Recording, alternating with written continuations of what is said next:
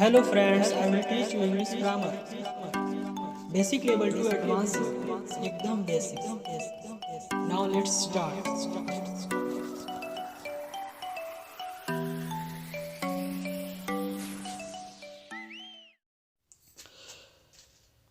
Hello friends, इससे पहले वाले वीडियो में हमने नरेशन के बारे में देखा था, तो जिससे आगे का पार्ट हम यहाँ से स्टार्ट करते हैं। तो अगला रूल ये है कि जो कैन है वो कुड में कन्वर्ट हो जाता है, में माइट में, और सेल को शुड में चेंज कर देते हैं, विल को वुड में। और हम ये जानते हैं कि कुड हो चाहे माइट हो, शुड हो और वुड हो, उसके साथ हमेशा वर्ब की फर्स्ट फॉर्म का ही इस्तेमाल किया जाता है।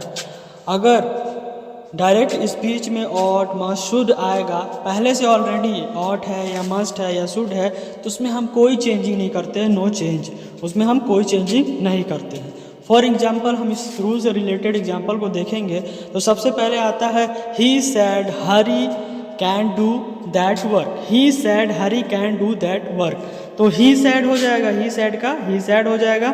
फिर दैट कंजक्शन के लिए दैट, क्योंकि जितने भी असर्टिव सेंटेंस है तो उसमें क्या होगा, कंजक्शन, कंजक्शन हमेशा दैट लगता है। फिर हरी कैन का कुड हो जाएगा, और हम जानते हैं कि कुड हो चाहे माइट हो चाहे शुड हो चाहे वुड हो, उसके साथ वर्ब की फर्स्ट फॉर्म, तो वर्ब में कोई चेंजिंग नहीं करेंगे, तो डू ही रहेगा, दैट वर्ब। फिर अगला एग्जांपल आता है the teacher said the boys में गो होम, तो द टीचर सैड, तो द टीचर सैड का जो होगा द टीचर सैड ही हो जाएगा, और कंजक्शन क्या होगा, कंजक्शन दैट होगा। द बॉयज और मे का क्या हो जाएगा, मे का माइट हो जाएगा, और गो होम हो जाएगा। ठीक, अगला देखेंगे आई सैड, आई सैड, फिर comma inverted comma, I shall go to Agra, तो आई सैड दैट, आई शैल का शुड हो जाएगा, गो टू आगरा।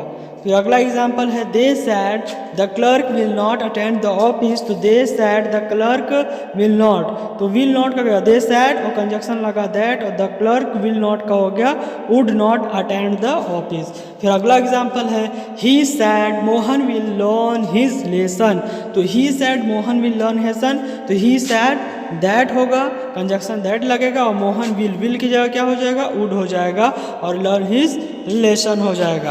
अब आगे हम देखते हैं क्या है, she said Mohan must see the picture, तो सी सैड कंजक्शन क्या लगा, दैट, मोहन मस्ट, हम जानते हैं कि ऑड मस्ट शुड पहले से रहेगा, तो उसमें कोई चेंजिंग नहीं, तो मस्ट का मस्ट ही होगा, मस्ट सी द पिक्चर। उसके बाद असर्टिव सेंटेंस के कुछ एक्सेप्शन नहीं हो, कुछ एक्सेप्शन है, ठीक, अपवाद हैं। ठीक, तो सबसे पहला होता है यूनिवर्सल ट्रूथ। ठीक, हम पढ़ रहे हैं क्या, change of tense, change of tense पिछले वीडियो में स्टार्ट किया था, अभी चेंज ऑफ टेंस ही चल रहा है। ठीक, तो चेंज ऑफ टेंस में पहला एक्सेप्शन क्या आता है कि यूनिवर्सल ट्रूथ यानी सार्वभौमिक सत्य, यानी यूनिवर्सल, जब रिपोर्टेड स्पीच में, रिपोर्टेड स्पीच जो कॉमा इन्वर्टेड कॉमा के अंदर रहता है, तो जब रिपोर्टेड स्पीच में कोई सार्वभौमिक सत्य कहा गया हो तो वाक्य के टेंस में कोई चेंजिंग नहीं होती, कोई परिवर्तन नहीं होता। जैसे for example my father said the sun rises in the east, यानी मेरे पिताजी ने क्या कहा कि the sun rises in the east, यानी सूरज पूरब में निकलता है, तो ये तो है सार्वभौमिक सत्य है, तो इसमें भी टेंस में कोई चेंजिंग नहीं होगा, तो क्या हो जाएगा, माई फादर सैड द, खाली कंजक्शन लगेगा that the sun rises in the east. उसके बाद the teacher said the earth is round, यानी टीचर ने क्या कहा कि पृथ्वी गोल है, तो ये भी सार्वभौमिक यूनिवर्सल ट्रूथ है, तो यूनिवर्सल ट्रूथ है, तो इसमें भी कोई चेंजिंग नहीं होगा। The teacher said that the earth is round हो गया। अब अगला आता है एक्सेप्शन क्या, हैबिचुअल फैक्ट, यानी जो आदत है, स्वभाव संबंधी बातें हैं, ऐसे भी केस में कोई चेंजिंग नहीं होता है टेंस में कोई चेंजिंग नहीं होता। जैसे जब रिपोर्टेड स्पीच में कोई आदत या स्वभाव संबंधी बात हो तो उसका प्रेजेंट टेंस भी नहीं बदलता है, वो प्रेजेंट टेंस में ही रहता है। जैसे the teacher said when the cat is away the mice play, यानी जब बिल्ली दूर चली जाती है तो चूहे क्या होते हैं, खेलते हैं, तो टीचर ने कहा, तो ये बात भी क्या है, हैबिचुअल है, यानी ये आदत है कि अगर बिल्ली नहीं रहेगी तो चूहे मौज मस्ती करेंगे, तो ये हैबिचुअल फैक्ट है, तो इसमें भी कोई चेंजिंग नहीं होगा। क्या होगा, द टीचर सैड दैट, यानी टेंस में कोई चेंजिंग नहीं होगा। When the cat is away the mice play, ठीक, हैबिचुअल प्लेस के, हैबिचुअल फैक्ट के केस में। अगला एग्जाम्पल देखते हैं, he said dogs bark at strangers, यानी अजनबी पे कुत्ते भौंकते हैं, ये भी बात जो है हैबिचुअल है, यानी अजनबी को अगर कुत्ते देखेंगे तो भौंकेंगे। तो ही सैड दैट, कोई चेंजिंग नहीं, that dogs bark at strangers. उसके बाद अगला जो आता है एक्सेप्शन, वो आता है हिस्टोरिकल फैक्ट। हिस्टोरिकल फैक्ट क्या है? ऐतिहासिक सत्य। इसके भी कई रिपोर्टेड स्पीच में आए हुए ऐतिहासिक सत्य का प्रेजेंट टेंस भी नहीं बदलता है, इसमें भी कोई चेंजिंग नहीं करते। प्रेजेंट टेंस है तो प्रेजेंट टेंस में ही रहेगा। क्या है historical fact? The history teacher sad Samudragupta is called the Napoleon of India. यानी क्या? समुद्रगुप्त को भारत का नेपोलियन कहा जाता है ना, किसको? समुद्रगुप्त को। तो ये भी क्या है? हिस्टोरिकल फैक्ट कि समुद्रगुप्त को क्या कहा जाता है? भारत का नेपोलियन कहा जाता है। तो the history teacher said that Samudragupta is called the Napoleon of India. ठीक, Samudragupta is called Napoleon of India. अब हम लोग देखेंगे change of other parts of speech. Change of other parts of speech यानी निकटता सूचक जो शब्द है उनको दूरी सूचक शब्द में हम बदल देते हैं। जैसे क्या होगा? तो दिस का दैट होगा, फिर नाउ का देन होगा, फिर हेंस का थेंस होगा, टुडे का दैट डे में कन्वर्ट कर देते हैं, टुमारो को द नेक्स्ट डे, दीज का दोस्त, थस का सो, हियर का दियर, और यस्टरडे का द प्रीवियस डे, और एगो का बिफोर। ये यानी निकटता सूचक शब्द को हम दूरी सूचक शब्दों में कन्वर्ट कर देते हैं। तो हमने देखा डायरेक्ट से इनडायरेक्ट बनाते समय क्या? सबसे पहले change of person. Change of person में हमने एक फॉर्मूला देखा था, सन बटे 123। S for subject, O for object, N for no changing, one से फर्स्ट यानी फर्स्ट पर्सन, सेकेंड पर्सन और third person. First person subject के अनुसार, सेकेंड पर्सन ऑब्जेक्ट के अनुसार चेंज होता है, और थर्ड पर्सन में कोई चेंजिंग नहीं करते हैं। हमने ये देखा था। और फर्स्ट पर्सन क्या क्या होते हैं? I, my, me, we, our, us. और second person you, your, you. और third person he, his, him, she, her, it, its, it, और दे, देयर। ये यानी ये थर्ड पर्सन। तो first person, second person, third person. First person subject के अनुसार, second person object के अनुसार, और थर्ड पर्सन में कोई चेंजिंग नहीं होता। ये हमने पिछले वीडियो में बताया था। उसके बाद चेंज ऑफ टेंस हमने देखा कि चेंज ऑफ टेंस में क्या देखा कि अगर रिपोर्टिंग वर्ब जो है अगर प्रेजेंट टेंस में हो या फ्यूचर टेंस में हो तो रिपोर्टेड स्पीच का टेंस क्या में कोई चेंजिंग नहीं होता है। ठीक, अगर प्रेजेंट में होगा या फ्यूचर में होगा तो रिपोर्टेड स्पीच जो है उसके टेंस में कोई चेंजिंग नहीं होगा। लेकिन अगर वो पास्ट टेंस में होगा, ठीक, रिपोर्टिंग वर्ब किस में होगा?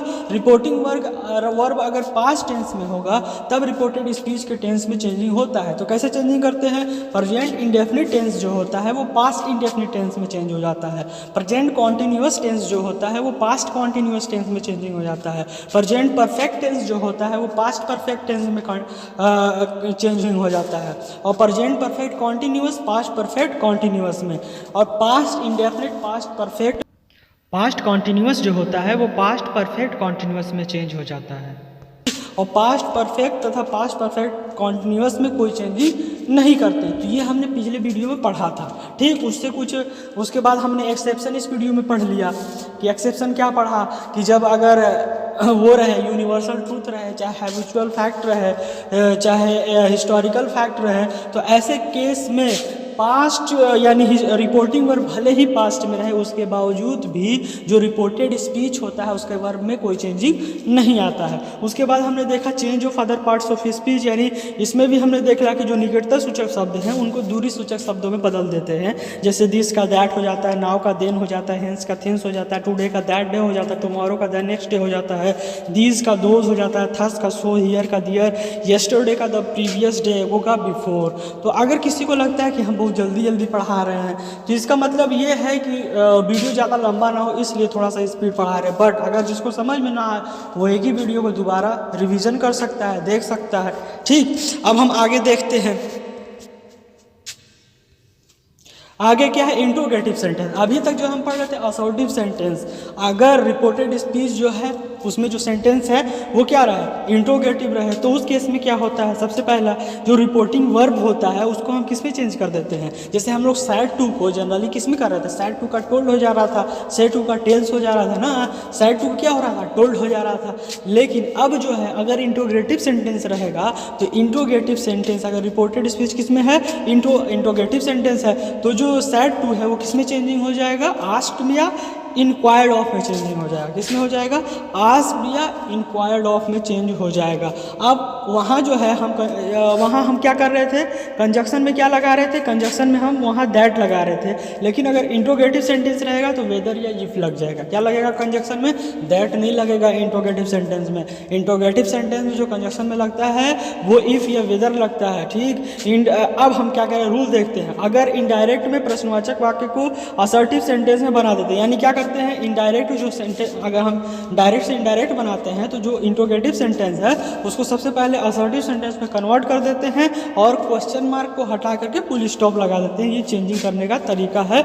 इसको हम एग्जाम्पल से समझेंगे। देखो सबसे पहले क्या है example. Are you a clever boy? The stranger asked Dick. ठीक, अब हम लिखेंगे सबसे पहले रिपोर्टिंग वर्ड इसमें है तो इस सेंटेंस को सबसे पहले लिखेंगे। तो द स्ट्रेंजर आस्क्ड डिक। फिर यहाँ क्या लगाएंगे? इफ़ या वेदर लगाएंगे कंजक्शन, तो हमने लगा दिया वेदर लगा दिया, इफ भी लगा सकते हैं, कोई दिक्कत नहीं है। अब फिर है are you a clever boy. ये जो इन्वर्टेड कॉमा के अंदर रहता है, जो इन्वर्टेड कॉमा के अंदर है, ये क्या है?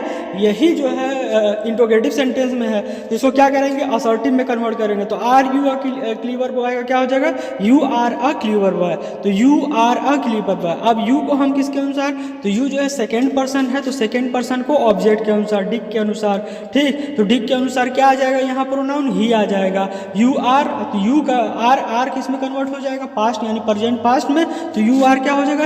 ही वाज हो जाएगा इसकी जगह। ठीक, यू को हमने ही में कन्वर्ट कर दिया। क्यों? क्योंकि सेकेंड पर्सन है तो डिक के हिसाब से ही आ जाएगा। और फिर जो आर है वो वाज में कन्वर्ट हो जाएगा, अ क्लीवर बॉय। फिर अगला हम एग्जाम्पल देखेंगे तो इसमें क्या है? Some people ask whether, some people ask. ठीक, सम पीपल आस्क और फिर कंजक्शन हमने लगा दिया वेदर। अब इसमें देयर इज गॉड, इसको इज देयर गॉड है तो इसको असर्टिव में जब कन्वर्ट करेंगे तो हो जाएगा देयर इज गॉड। तो देयर इज गॉड, तो यहाँ देयर इज गॉड ही लिखेंगे। क्यों? क्योंकि यहाँ जो है रिपोर्टिंग वर्ब जो है वो प्रेजेंट में है, और जब प्रेजेंट में होता है तो हम जो रिपोर्टेड स्पीच है उसके टेंस को भी कोई चेंजिंग नहीं करते। अगर ये आस्क्ड होता यानी कि यहाँ पर पास्ट होता तो हम देयर वाज कर देते। ठीक, लेकिन अगर प्रेजेंट है तो उसी तरह छोड़ देंगे। अगला आता है were you present yesterday the teacher said to Raju. अब the teacher said to Raju, तो हम सबसे पहले इसको लिखेंगे। तो सेड टू को किस में कन्वर्ट कर देंगे? आस्क्ड में। The teacher asked Raju whether, conjunction क्या लगेगा? विदर लगेगा। ठीक, उसके बाद हम देखेंगे वर यू, तो यू वर प्रेजेंट यस्टरडे। ठीक, इसको असर्टिव बनाएंगे तो क्या हो जाएगा? वर यू का क्या हो जाएगा? यू वर प्रेजेंट यस्टरडे, यानी वर उठ करके यू के बाद आ जाएगा बस। ठीक, और कोई दिक्कत नहीं होता है। तो यू का क्या होगा? यू सेकेंड पर्सन है तो ऑब्जेक्ट के अनुसार, यानी राजू के हिसाब से, तो राजू की जगह प्रोनाउन क्या लगाएंगे? ही लगाएंगे। ठीक, अब देखेंगे तो यू वर किस में आता है? तो हम जानते हैं कि यू वर जो आता है वो पास्ट कॉन्टिन्यूअस में आता है। तो इसको हम किस में कन्वर्ट करते हैं? तो पास्ट परफेक्ट कॉन्टिन्यूअस में। तो वर को किस में कन्वर्ट कर देंगे? हैड बीन, यानी वर जो होता है वो किसका हेल्पिंग वर्ब होता है? वर जो होता है वो पास्ट कॉन्टिन्यूअस का ही हेल्पिंग वर्ब होता है। तो अब हम लगाएंगे इसमें पास्ट परफेक्ट कॉन्टिन्यूअस का हेल्पिंग वर्ब, तो इसमें क्या लगाएंगे? हैड बीन लगा देंगे। वर्ब को किस में चेंज कर देंगे? हैड बीन में। फिर प्रेजेंट और यस्टरडे निकटता सूचक शब्द को दूरी सूचक शब्दों में, तो यस्टरडे का क्या हो जाता है? द प्रीवियस डे हो जाता है। यस्टरडे का द प्रीवियस डे। फिर आगे देखेंगे तो have you ever been to zoo, have you ever been to the zoo, mister Rao asked me, तो मिस्टर राव आस्क्ड मी, फिर कंजक्शन लगाया वेदर। अब हैव यू एवर बीन का हो जाएगा यू हैव एवर बीन, और यू जो है वो चेंज होगा किसके? ऑब्जेक्ट के हिसाब से, क्योंकि सेकेंड पर्सन ऑब्जेक्ट के अनुसार सन बढ़ेगा होता है इससे फॉर्मूला से। ठीक, तो यू जो है यू मी के अनुसार, तो मी क्या सब्जेक्टिव केस क्या होगा या नॉमिनेटिव केस? आई होगा, तो आई। ठीक, आई है, और हैव हैड में कन्वर्ट हो जाएगा। ठीक, I had ever been to the zoo. ठीक, तो ये चीज़ करना आसान है, बशर्ते आपको क्या रूल्स जो हमने बताया वो याद होना चाहिए। अगर रूल्स आपको याद है तो ये करना कोई कठिन चीज़ नहीं। अगर आपको रूल ही नहीं याद है तो यही चीज़ें आपको बहुत मुश्किल लगेंगी। अरे यार ये सारा कैसे हो रहा है। ठीक, अगर आपको रूल्स परफेक्टली याद होना चाहिए। अब आगे हम देखते हैं, आगे है तो अब आगे हम देख रहे हैं तो वहाँ जो था वो क्या कहते हैं? हेल्पिंग वर्ब से स्टार्ट होने वाले, यानी हाँ या यस या नो टाइप क्वेश्चन थे। ठीक, क्वेश्चन सेंटेंसेस थे, यानी यस नो टाइप। अब यहाँ WH वर्ड टाइप आ रहे हैं, यानी इसमें आएगा व्हाट, हु, व्हेन, स्टार्टिंग में रहेगा। तब इसमें इफ़ या इसमें खाली चेंजिंग क्या होगा, इसमें इफ़ या वेदर का इस्तेमाल नहीं करेंगे। जो क्वेश्चन वर्ड आया है ना, जैसे व्हाट आया, व्हाट ही को कंजक्शन बना देंगे, हु आया, हु को कंजक्शन बना देंगे, व्हेन आया, व्हेन को कंजक्शन बना, यानी इफ़ या वेदर नहीं लगेगा। बस इसमें यही चेंजिंग आता है, बाकी वैसे ही आता है। देखो जैसे क्या है, the teacher said to me what are you doing, ठीक, तो the teacher said to me, said to को किस में, आस्क में कन्वर्ट कर दिया, द टीचर आस्क मी। अब इसमें इफ़ या वेदर नहीं लगेगा, WH वर्ड टाइप है, तो वही जो क्वेश्चन वर्ड है ना वही लग जाएगा इसमें कंजक्शन, तो व्हाट का व्हाट ही हो जाएगा। अब यहाँ आर यू डूइंग का यू आर डूइंग, इसको असर्टिव बनाएंगे तो क्या हो जाएगा, यू आर डूइंग, तो यू सेकेंड पर्सन, तो किसके अनुसार, ऑब्जेक्ट के अनुसार, तो मी के हिसाब से यहाँ क्या आ जाएगा, सब्जेक्टिव केस मी का क्या है, आई है, और आर किस में कन्वर्ट हो जाएगा, वाज में, आई वॉज डूइंग। फिर अगला देखेंगे, he asked me why did you, he asked me why did you insult my brother, तो ही आस्क्ड मी, फिर वाई क्या कंजक्शन बन जाएगा, वाई ही कंजक्शन बन जाएगा।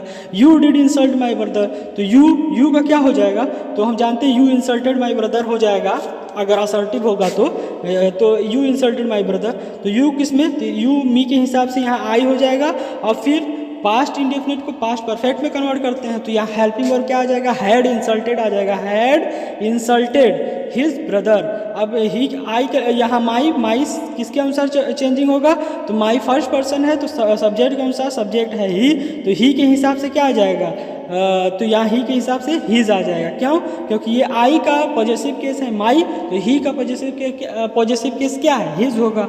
फिर अगला आते हैं, अगला है where did you go yesterday, where did you go yesterday, the man said to his servant, तो द मैन, ये सेड टू क्या हो जाएगा, आस्क्ड हो जाएगा, हिज सर्वेंट। फिर वेयर जो है, वेयर ही कंजक्शन लग जाएगा। फिर यू वेंट यस्टरडे, ठीक, ये इसका असर्टिव बनेगा। अब यू जो है वो हिज सर्वेंट के हिसाब से ही आ जाएगा, पास्ट परफेक्ट का हेल्पिंग वर्ब हैड होता है, और गो का हो जाएगा गोन थर्ड फॉर्म, क्योंकि उसमें वर्ब की थर्ड फॉर्म लगता है पास्ट परफेक्ट टेंस में। और फिर यस्टरडे का था प्रीवियस डे।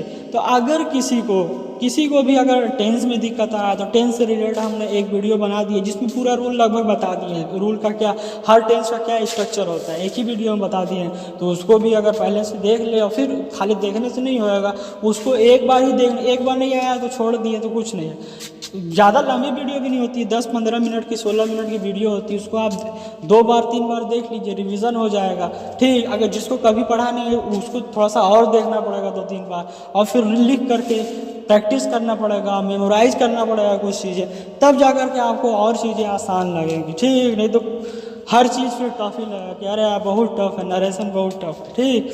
अब जो है आगे का जो है इम्परेटिव सेंटेंस हो गया, जैसे एक्सक्लेमेटरी सेंटेंस, ऑपरेटिव सेंटेंस थोड़ा सा बचा है, उसको नेक्स्ट पार्ट में बताएंगे क्योंकि अभी वीडियो लंबा हो जाएगा, ठीक।